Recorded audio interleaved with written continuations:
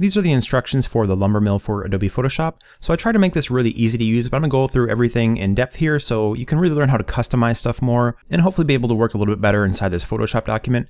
So looking at the layers palette here, there's a few different things to kind of keep note of here. At the very top, it's colored in red. There's a double click to place artwork smart object layer. So if you double click on that, it'll open up this new window, and inside this window there's some pre-made artwork as well as frames. And this is where you actually just paste your artwork in, and then when you save and close it, it'll automatically update inside this Photoshop document. So inside this frames folder there are 8 different frames you can turn on or off, and you can just check these out and see if any of these are useful to you. If they're not, you can just turn off this folder completely or even delete the folder if you know you'll never want to use it. But the option is there to go ahead and use these custom frames if that's something you want to do. And I placed this pre-made artwork in here as well just to show how the artwork can be placed inside and how it will look when it's actually applied inside the document here. But also inside the download there's an icons Illustrator file as well as Photoshop file with a bunch of different pre-made icons in case you want to use any of these. So I'll show you how to use this file by just selecting one of these icons.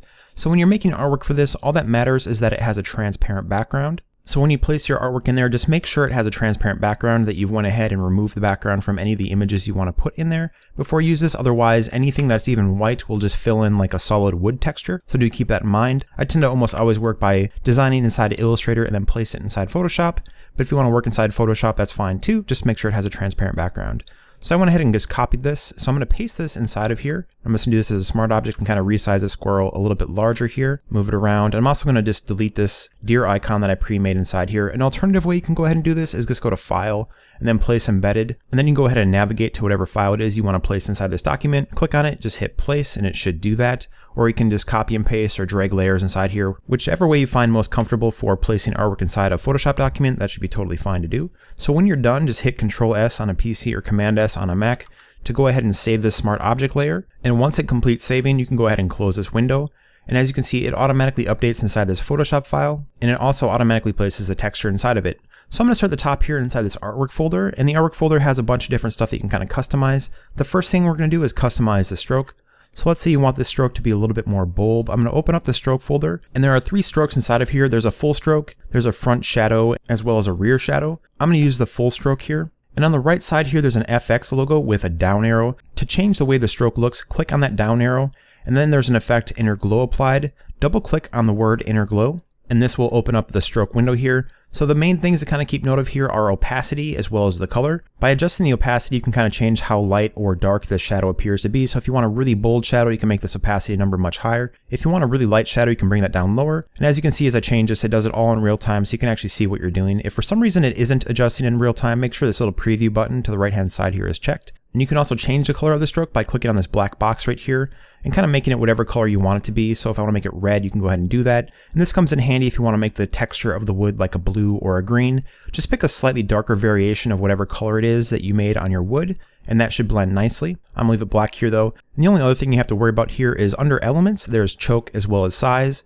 I'm gonna zoom in really close here so we can get a better look at this stroke here. So choke is basically how hard this edge appears to be. So if I make that 0%, it becomes very soft. If I bring this up really high, it becomes like a typical stroke. It's very hard edged. So you can adjust this value to kind of get to the look that you're trying to achieve. And size just affects the overall size of the stroke here. So if you make that a bigger number, the stroke becomes much larger. If you bring it down, it becomes smaller. So you can go ahead and adjust that too until you get it to the point that you think it looks pretty good. So I'm gonna move this up here, and I'm just gonna bring the choke down a little bit softer here. I'm gonna zoom out a little bit better so I can see how this looks, and bring this multiply opacity a little bit lower once again so it's not too overbearing here. When you get it looking how you want it to, you can just hit OK. And of course you can just turn off the stroke folder or the stroke layer entirely if you want it to be a totally flat wood texture. I'm just going to go ahead and leave this stroke on though, but do keep in mind you can just turn off this folder completely if you don't want any kind of stroke or shadow applied. So under the wood texture folder here are all the different wood samples. I've named each layer the type of wood that it is. So zebra wood, white oak, or wenge. There's a bunch of different wood types in here, and to apply them it's really easy. Just turn on or off that layer to make it either apply or not apply, and you just kind of go down this list here until you find a wood sample that you think looks really good. There's 20 of them in total, and they have a bunch of different looks, so I recommend the first time you use this, maybe just go through all the different layers, kind of turn them on and off and see which ones look the best for whatever it is you are trying to achieve here. You can apply multiple layers as well if you want to have these kind of overlap each other to make some custom wood looks. You can get some kind of unique and interesting results like that. Although they won't look quite as natural sometimes, it can give a really cool appearance where you have multiple wood textures overlapping to make something kind of unique and cool. And I'm just going to scroll down to the bottom here and select Davida, which is a pretty cool wood look. At the bottom of this folder, there's an adjustment layer that says double click to change color as its name. you just double click on that and that'll change the overlay color of this actual wood pattern. So right now it's a very dark brown. I picked these colors as they look pretty darn good on almost any wood sample that I have here, but you can make this wood color absolutely anything you want it to be. In general, it tends to work better if you make the foreground color darker than the background color, but feel free to experiment with all these different colors until you get a cool wood look that you think works really well for your projects. So I could even use a bright cyan blue here if I wanted to. And then once you're done, you can just hit OK, and that'll apply to all wood textures. So if I go through a few different samples here, some of these might work better than others, but as you can see, it applied this nice blue overlay color to all the different wood samples that are included with this set. One thing to note here at the bottom, there's a layer called Art Don't Remove. This is your actual artwork file. So just be sure you don't delete this file, otherwise when you apply stuff in that Smart Object folder, nothing will show. Same happens if you hide it. So just be sure to leave this layer the way it is and don't delete it or remove it in any way. Inside the Art Fill Color folder, this is where you can adjust the background color of this wood. So just double click on that. It brings up the color picker here.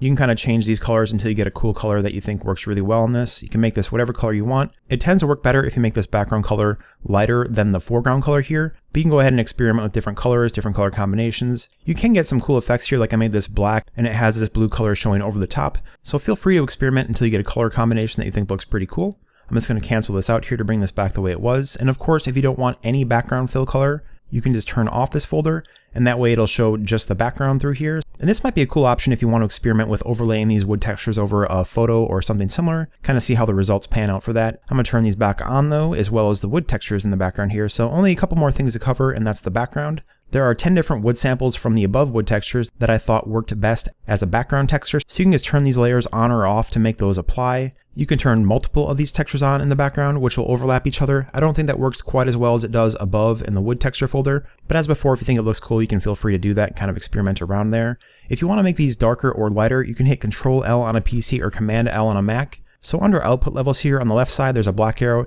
If you bring that to the right, it lightens up the opacity of this background texture here. These are all set to multiply, so the lighter they are, the less opacity they'll have on the background here.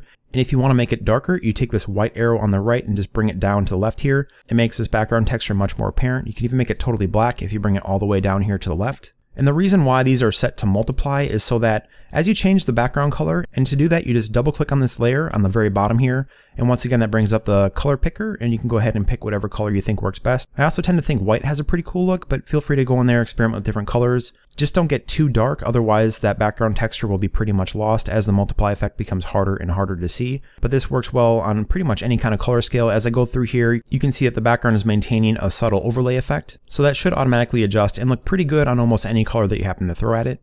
But let's say you want this background texture not to be tonal, you want to customize it to be a certain color of your picking. I'm just going to change this background white so I can show that a little bit easier here. So all these are by default set to multiply under layer blend mode. That's right here on my screen. Right now it's multiply. To make this a custom color, just change multiply to normal, and that'll go ahead and make it so if you hit Control U on a PC or Command U on a Mac to bring up hue saturation, hit the colorize button as well as make sure preview is checked. Now I'm just going to make this a little bit darker here so it's easier to see, as well as bring up the saturation just a little bit. And as I scroll through the hue options here, you can tell it's automatically adjusting this texture to be whatever color I want it to be. So let's say you want to just use these background textures as a background and you don't even want to use this above overlaid object. You can make whatever color wood texture background you want by going ahead and doing this. It's super easy to do. Once you get a color you like, just hit OK. This is a pretty awful color combination here, but it just shows that you can customize all these different colors inside this file to whatever color you think works best. But that's it for the tutorial here. If you have any additional questions, don't hesitate to ask either on Creative Market in the comments of this video. You can also contact me on Twitter. I'll place a link to that in the description of this video. So once again, if you have any questions, feel free to ask. I'm always happy to help. And I hope you get a whole lot of use out of this set. I think it's a pretty cool one. And thank you so much for your support in picking this pack up.